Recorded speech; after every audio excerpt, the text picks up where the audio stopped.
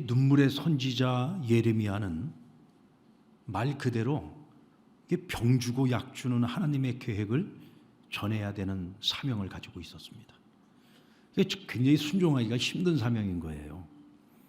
멸망을 향해서 달려가고 있는 그 유다의 왕과 그리고 백성들에게 하나님이 당신들에게 진노해서 하나님 당신을 심판하실 것이다.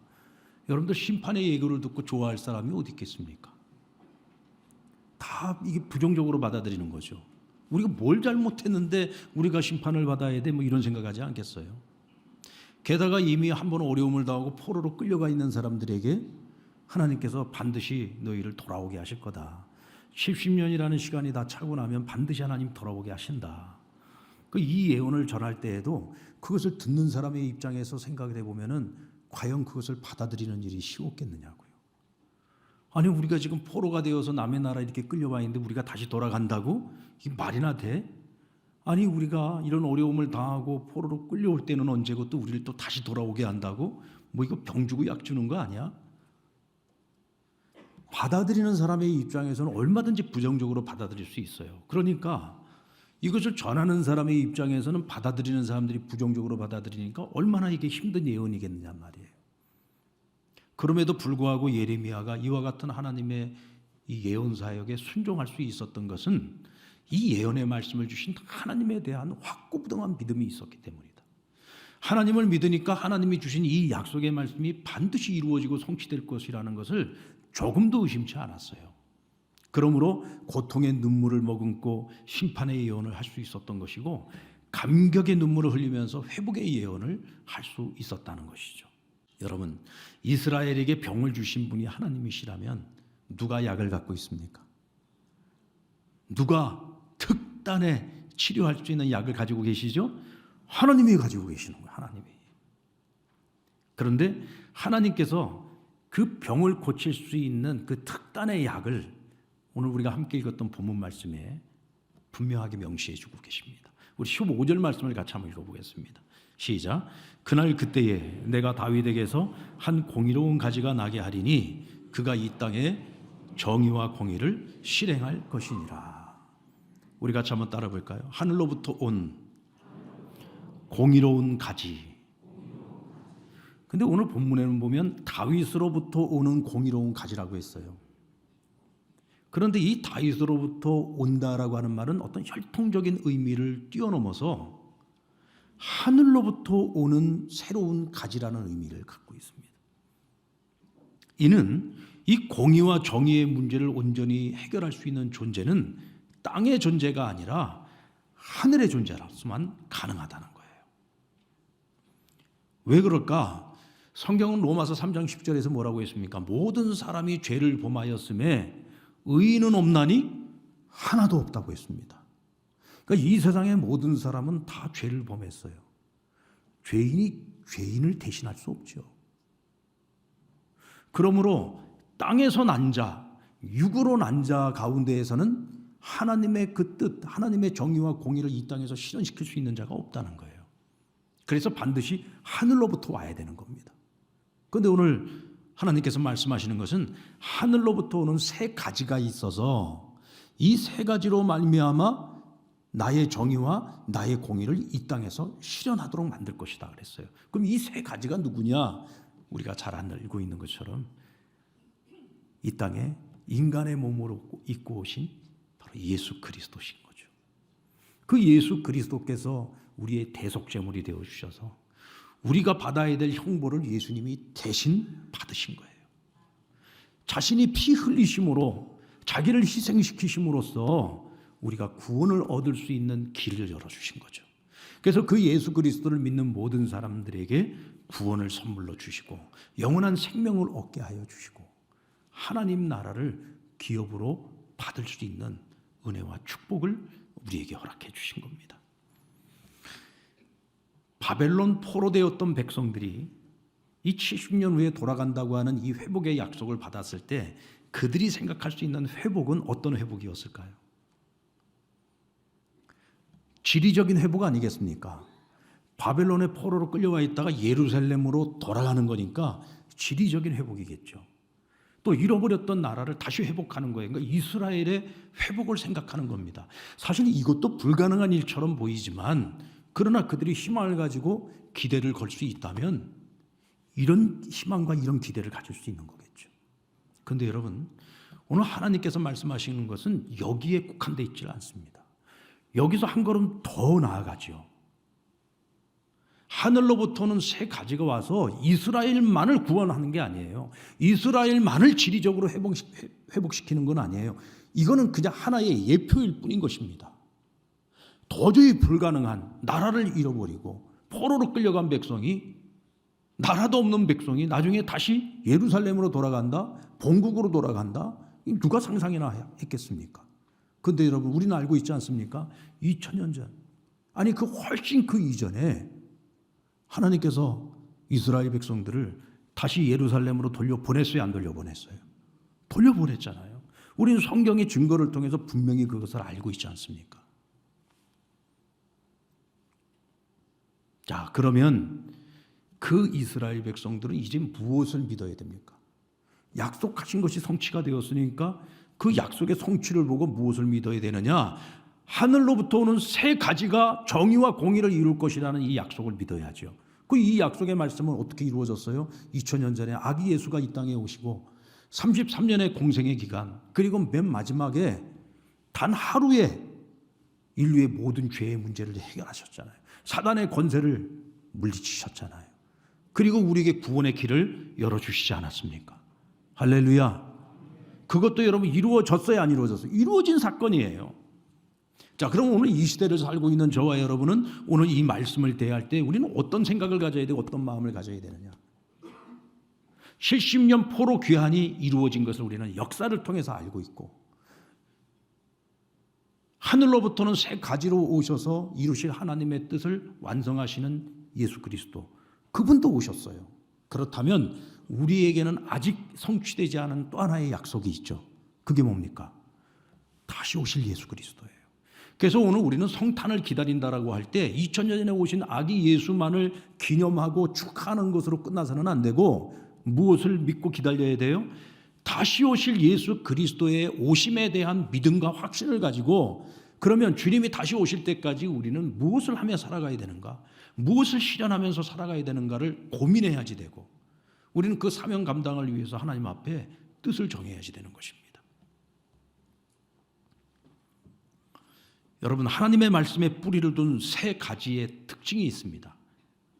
이 새 가지이신 예수님은 하나님의 뜻이라면 무조건 순종했다는 거예요.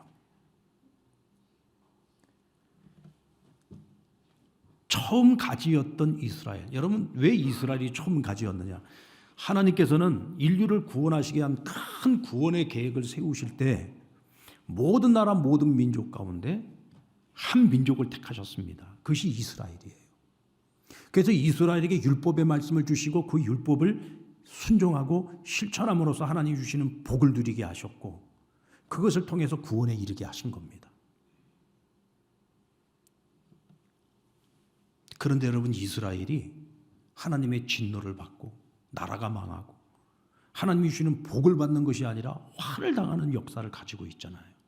그들이 왜 그런 꼴을 당했습니까? 처음 가지였던 이스라엘이 왜 세상에 하나님의 정의와 공의를 흘려보내는 것이 아니라 오히려 왜 하나님의 심판을 받아야 됐냐 말이죠. 이유는 한 가지입니다. 그들이 하나님 말씀에 순종하지 않았기 때문에, 하나님께서 주신 그 말씀의 법을 따라서 살지 않았기 때문에. 예레미야 34장에 보면은 예루살렘이 바벨론 군대에게 완전히 그 성이 포위가 됩니다. 성 안에서 성 밖을 보니까 마치 메뚜기 떼와 같아요. 그들이 한 번만 더 힘을 쓰면은 예루살렘 성이 무너지게 생겼어요. 그러니까 왕이, 이 당시의 왕이 시드기야 왕이었는데, 이 시드기야 왕이 귀족들을 다 불러 모읍니다. 그리고 노예의 주인들을 다 불러 모았어요. 그리고는 그들에게 한 가지를 결단하게 합니다. 우리가 데리고 있는 종들 가운데 우리의 동족인 유대인들 중에 노예 생활을 하고 있고, 그리고 6년 이상이 된 사람들은 이제부터 다 해방시켜줘야 된다. 그들 다 풀어준다는 거예요. 그리고는 집으로 돌아가게 하자는 거죠. 여러분, 시드기야는요, 하나님 말씀을 따르는 사람이 아니었습니다. 온갖 우상을 섬기고 아주 악한 사람이었어요. 그런데 왜 갑자기 이 사람이 이런 행동을 했을까요? 지금 벼랑 끝에 서 있습니다. 성이 망하고 나라가 망하게 생겼어요. 그러니까 이 시드기야가 왜 하나님이 이렇게 진노하시고 우리를 지금 망하게 하시는 걸까? 이걸 생각을 하다 보니까 하나님이 우리가 지켜야 될 법 가운데에서 우리가 지키지 않아서 하나님이 가장 우리를 가증히 여기는 것이 무엇이었는가를 살펴봤어요. 그랬더니 안식일법을 지키지 않고 희년의 법을 지키지 않은 거예요. 그러니까 안식일법과 희년의 법이 뭐냐? 하나님께서는 제 7년째가 되는 그 해에는요, 그 집에 있는 노예들, 특히 이 동족으로서의 그 노예들 가운데 6년 이상 된 사람들은 반드시 자유와 해방을 주도록 돼 있었습니다. 희년의 법도 마찬가지예요. 50년이 차면 반드시 그들을 돌려보내야 돼. 그런데 이건 사람에만 해당되는 것이 아니라 땅도 휴경을 해야지 돼요. 그 제 7년째 되는 애는 땅도 씌워야지 되는 것이고 50년째가 되면 땅도 씌워야 되는 것이었습니다. 그런데 당시에 권력을 가지고 있는 사람들, 재력을 가지고 있는 사람들이 욕심을 내요. 욕심을. 그래서 가진 자들이 가지지 못한 자들 중에서도 가장 천한 사람들이 누구예요? 노예들 아닙니까? 이 사람들을 또 착취하는 거예요. 해방을 안 시켜줘요. 하나님의 법을 어기는 겁니다. 하나님이 그것을 보고 너무 진노하셨어요. 그리고는 결국은 하나님께서 이스라엘 멸망을 결단을 내리셨던 겁니다. 그것을 알고 이제 우리가 실천한, 이제라도 회개하자는 거죠. 그러면 하나님 우리를 구원하시지 않겠나 하는 일말의 희망을 갖게 된 겁니다. 자, 그런데 여러분, 이 전략이 맞아 떨어졌을까요? 안 맞아 떨어졌을까요? 여러분들 좋은 대로 한번 상상해 보세요. 성경은 안 읽었을 거고 한번 여러분들이 한번 상상을 해보라고. 자, 지금 뒤늦은 후회로 내린 결단이지만 이 결단에 의해서 그들의 전략이 맞아 떨어졌을까 안 맞아 떨어졌을까? 맞아 떨어졌다 손 들어보세요. 맞아 떨어졌다. 그러니까 좀 성경 좀 읽고 살라고. 성경은 안 읽고 사니까 그건 모르는 거예요. 하나님의 마음이 동했어요.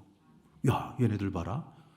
얘네들이 좀 정신을 차리고 이제는 좀 생각을 바꾸네.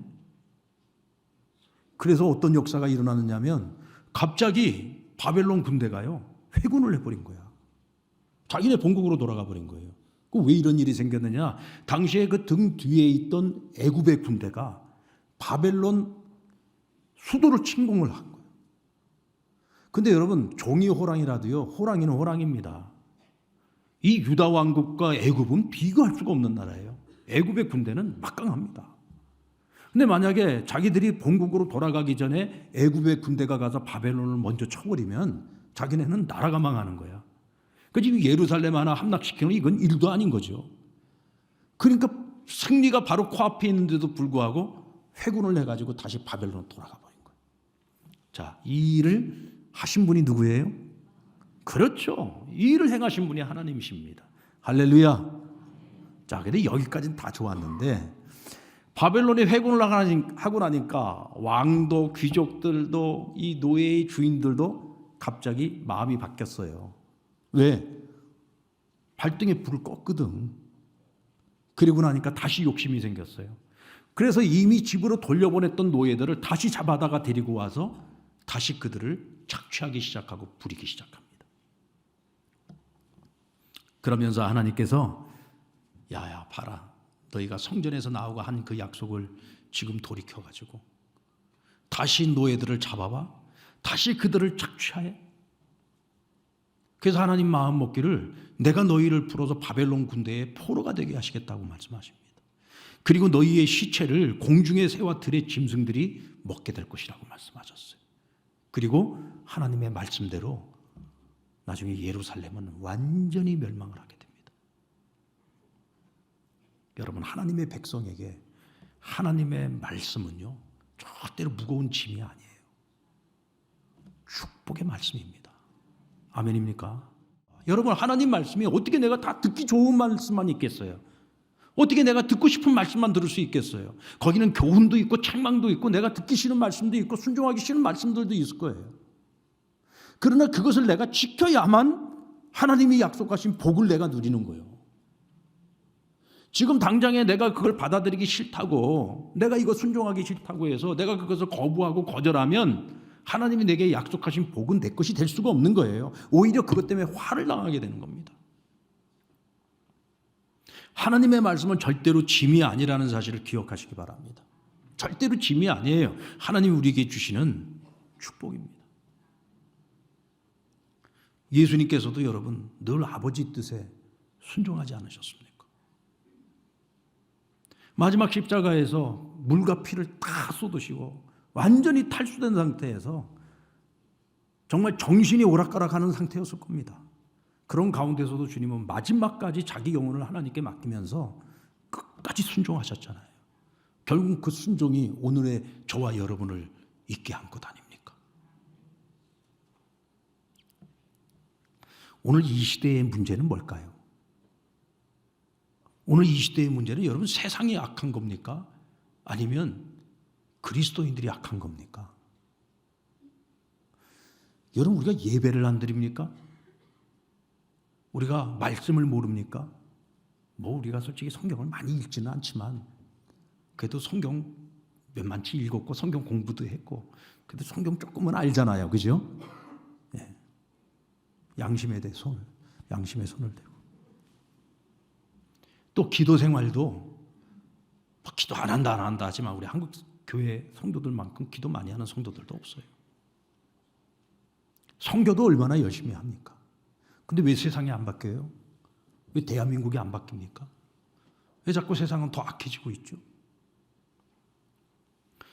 여러분 성경에 보면은 하나님께서 세상의 역사에 개입을 하시고 나라와 나라 사이에 전쟁이 일어나고 있는 모든 역사를 주관하는 사건 속에 보면은 그런 모든 일련의 사태들이 일어날 때 그 중심에는 항상 이스라엘이 있는 것을 볼 수가 있어요. 하나님께서 이스라엘을 심판하시기 위해서 북이스라엘을 사용하셨고 남유다를 심판하시기 위해서 바벨론을 사용하셨고 아까 말씀드린 대로 애굽도 사용하시고 주변에 있는 나라들을 사용하시면서 세계 전쟁이 일어나게 만드셨고 세상이 멸망을 당한다고 한다면은 그 세상의 멸망은 세상이 약해서가 아닙니다. 예수 믿는 사람들이 하나님의 자녀들이 하나님의 백성들이 하나님 말씀대로 살지 않기 때문에 그런 거예요. 소돔과 고모라가 왜 멸망했습니까? 그 성은 옛날부터 악했습니다. 그런데 그들이 결국 멸망했던 것은 하나님의 사람이었던 롯과 그 가정이 그 소돔성에서 살고 있는데도 불구하고 전혀 선한 영향력을 미치지 못했어요. 그러니까 의인 10사람이 없어서 망하지 않았습니까? 거기 하나님의 사람이 있었으면 적어도 의인 10명은 만들 수 있었어야죠. 그들이 정말로 선한 영향력을 미쳤다면 왜 의인 10명 못 만들었겠습니까? 하나님의 사람들이 말씀대로 살아가지 않으니까 그 땅을 변화시키지 못하는 거예요. 그리고 그 결과는 하나님의 심판이고 멸망인 겁니다. 주님께서도 우리에게 말씀하시기를 너희가 주여 주여 아무리 외친다고 할지라도 하나님의 말씀을 지켜 행하지 아니하면 하나님께서도 우리를 모르신다고 했어요. 사랑하는 여러분, 하나님 말씀 앞에 순종하는 저와 여러분 되기를 바랍니다. 하늘로부터 오는 세 가지, 예수 그리스도께서는 정의와 공의를 자신이 가지고 있는 어떤 힘과 능력으로 성취하신 것이 아닙니다. 철저한 자기 희생과 자기 헌신을 통해서 하나님의 공의와 정의를 이루셨어요. 여기서 우리가 기억해야 되는 것은 그 예수 그리스도의 은혜로 말미암아 우리가 하나님의 자녀가 되고 하나님 우리에게 거룩한 의의 옷을 입혀주셨어요. 그러면 하나님이 입혀주신 옷을 입고 있다고 해서 우리가 이제부터는 나는 이제 하나님의 자녀니까 나는 이제 의로운 옷을 입었으니까 누구도 나를 정죄하지 못해. 그러니까 이제부터 나는 내 마음대로 살아도 돼. 여러분 그런 자유가 아닙니다. 이제부터 그리스도 안에서 우리가 누리는 자유는 어떤 자유냐? 우리는 의인으로서 살아갈 수 있는 자유를 얻은 거예요. 아멘입니까? 의인으로서 살아갈 수 있는 자격을 얻은 거예요. 또 우리가 하나님이 주신 그 의를 지켜내고 또 우리가 가지고 있는 그 의를 가지고 세상을 변화시킬 수 있을 만한 능력을 하나님께서 우리에게 주신 거예요. 어떻게 주십니까? 성령님을 우리에게 보내주셔서 성령님이 우리 안에서 헬퍼의 역할을 하시잖아요. 보혜사의 역할을 하시지 않습니까? 그래서 예전에 우리가 예수 믿기 전에는요, 율법 앞에 있을 때 율법은 우리가 온전하게 지킬 수 없는 멍에였어요. 그러나 그리스도 안에서 성령을 받은 우리는 율법 앞에 섰을 때 이 율법은 우리가 지킬 수 없는 법이 아니라 지킬 수 있는 법이 된 거예요. 왜요? 성령님이 우리를 도우시기 때문에. 우리의 자기 의지와 자기 능력으로는 우리가 온전히 이룰 수가 없어요. 그러나 내 안에 성령님이 계셔서 우리를 도와주시고 하나님의 거룩한 의의 옷을 입기 때문에 자격을 얻었고 능력을 얻었으니까 우리는 그것을 이룰 수 있는 거예요. 그래서 우리는 더욱더 죄와 싸워야지 돼. 그래서 하나님 말씀 앞에 순종하면서 하나님이 기뻐하시는 삶을 살아가야 되는 거죠. 세상의 의와 비교할 수 없을 만큼 더 정결하고 더 성결하고 더 거룩한 의를 우리가 이 땅 가운데 실현하면서 살아가야지 되는 것입니다. 여러분, 하나님께서도 당신의 자녀인 우리들을 바라볼 때 우리 안에 주님이 가지고 계셨던 그런 순수한 마음들을 오늘 우리가 갖고 있기를 원하지 않겠습니까? 주님은 항상 우리에게 가르치시기를요, 받는 것보다 주는 것이 복되다고 말씀하셨습니다. 우리 한번 따라 볼까요? 받는 것보다 주는 것이 복되다. 맞습니다, 여러분. 형한테 자전거를 선물 받는 것도 좋은 일이지만 내가 동생에게 줄 수 있는 것이 더 기쁘고 더 감사한 거예요. 내가 누군가에게 좋은 것을 받아도 기쁜 일이지만 내가 누군가에게 더 많이 나누고 베풀고 줄 수 있으면 그게 더 복된 거죠. 하나님은 오늘 우리가 그런 마음을 가지고 살아가기를 원하세요. 우리는 뭐 대단한 거, 큰 거를 주어야 생생이 난다고 생각을 합니다. 아니요. 내가 누군가와 함께 나누려고 할 때 아유, 이까짓 거 이거 나눈다고 누구에게 얼마나 도움이 될까? 아닙니다, 여러분. 당근을 생각해 보세요. 여러분, 당근 안 하십니까? 당근에서 우리가 나누는 것들을 보면 그 별것 아닌데도 이게 정말로 필요로 하는 사람에게는 지극히 싼 가격으로 그걸 구입을 해가지고 내가 아주 실용적으로 효과적으로 쓸 수 있는 거잖아요. 그죠? 여러분, 그건 돈 받고 하는 거지만 우리가 하나님이 주신 마음 가지고 나도 예수님을 통해서 하나님께 거저받은 구원, 거저받은 은혜가 있잖아요. 그래서 내가 늘 받기보다는 주고 싶은 마음, 더 많이 나누고 베풀고 싶은 마음 때문에 내가 많든 적든 내가 할 수 있는 범위 내에서 작은 것일지라도 그것을 같이 나눌 때 그것을 필요로 하는 사람들에게는 얼마나 큰 위로가 되고 격려가 되고 희망이 되고 소망이 되겠습니까?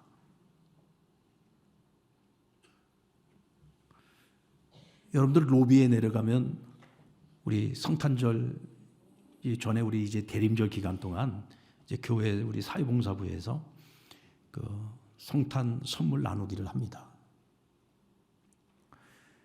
그래서 제가 한번 물어봤어요. 아이, 금년에는 얼마나 들어왔습니까? 그랬더니 작년에 비해서 한없이 적게 들어왔다는 거예요. 내가 아이고, 요즘 우리 교인들이 사는 게 힘든가 보다. 그런 생각이 들면서도 또 한편으로는 우리가 너무 큰 거를 하려고 생각을 해서 못하는 게 아닐까라는 생각을 해봤습니다. 여러분, 작은 것들이 함께 모아주면 우리가 큰 일을 할 수 있거든요. 자꾸 내가 너무 큰 것을 하려고만 하지 마시고요. 작은 거, 내가 할 수 있는 거, 지금 당장에 내가 함께 나눌 수 있는 것이 있으면 그것을 같이 나누면 이번 성탄절에도 누군가의 도움이 있어서 위로가 되고 눈물을 닦아줄 수 있고 조금이라도 힘이 되어줄 수 있는 분들과 사랑을 나눌 수 있다면 그건 정말 값진 일 아니겠어요?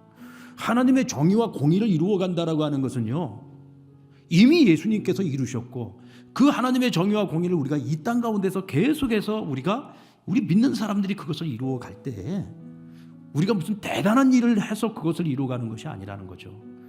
할 수 있는데 안 하면 안 되는 것이고, 할 수 있을 때 내가 작은 것이라도 우리가 함께 나누고 실천할 때 그것을 통해서 하나님의 정의와 공의는 우리가 살고 있는 이곳에서 우리 신앙 공동체 안에서부터 함께 이루어갈 수 있는 것이라고 생각합니다. 여러분, 이번 성탄이 그런 마음 따뜻한 성탄이 되었으면 좋겠어요. 자기 희생과 헌신을 통해서 우리가 하나님의 정의와 공의를 이 세상 속에서 더 이루어 갔으면 좋겠어요. 그래서 나만 마음 따뜻해지는 것이 아니라 나를 통해 더 많은 이웃들이 마음 따뜻해지는, 그래서 하나님을 알고 하나님의 공의와 정의를 그들도 함께 누릴 수 있는 그런 복된 성탄, 복음의 성탄이 되었으면 좋겠습니다.